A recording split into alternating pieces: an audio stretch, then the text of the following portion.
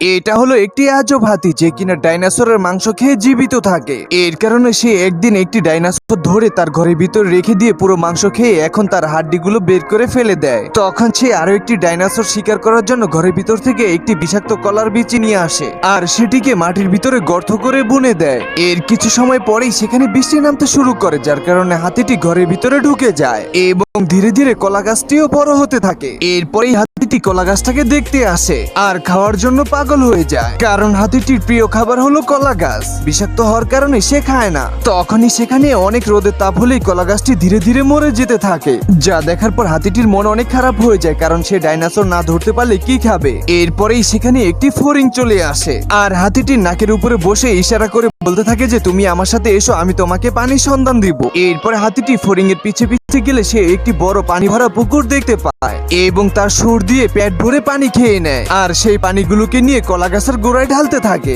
যার কারণে কলা গাছটি ধীরে ধীরে সুস্থ হয়ে যায়। ঠিক তখনই একটি খরগোশ এসে কলা গাছটাকে খেতে থাকে, কিন্তু তার কিছুই হয় না, কারণ এই কলা গাছটি শুধুমাত্র হাতি আর ডাইনোসর খেলেই তারা দুজনেই মারা যাবে, অন্য কোনো প্রাণী মারা যায় না। এরপরেই সেখানে হাতিটি এসে খরগোশটার কান ধরে তাকে একটি জঙ্গলের ভিতরে ফেলে দেয়, কিন্তু তখন আবার আরো একটি পোকা এসে কলা গাছের পাতা খেতে থাকে। এর ফলে হাতিটি এসে পোকাটাকে সুরের ভিতরে নিয়ে দূরে একটি ফিক্কা মেরে ফেলে দেয়। কিছু সময় পরেই কলা গাছটিতে অনেক সুন্দরভাবে কয়েকটি ফল ধরে যায় আর ফলের সুঘেরানে সেখানে অনেক বড় একটি ডাইনোসর চলে আসে।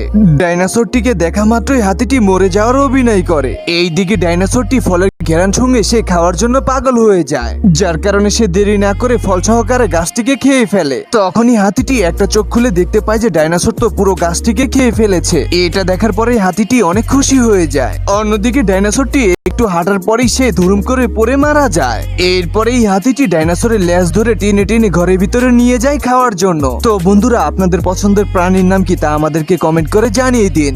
একদিন একজন পাইলট খরগোশের ঘরের উপরে প্লেন দাঁড় করিয়ে দেয়। এই জন্য খরগোশটা অনেক রেগে ঘর থেকে বের হয়ে সোজা প্লেনের উপরে উঠে যায়। আমারে চিনচ, কিন্তু খরগোশটা প্লেনের মধ্যে কাউকেই খুঁজে পাচ্ছিল না। তোর মরণের চুলকানি উঠছে।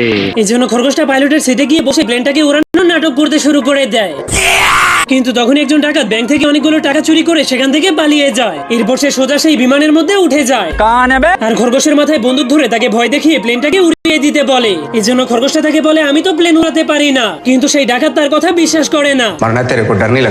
আমারে মাফ করে দে হুজুর। এই জন্য খরগোশটা এতগুলো বাটন দেখে বুঝতেই পারছিল না যে প্লেনটাকে কিভাবে চালু করতে হবে, যার কারণে সে উল্টাপাল্টা একটা বাটনে চাপ দিয়ে প্লেনটাকে স্টার্ট করে দেয়। কিন্তু সে ভুল করে প্লেনটাকে গাড়ির রাস্তায় নিয়ে যায়।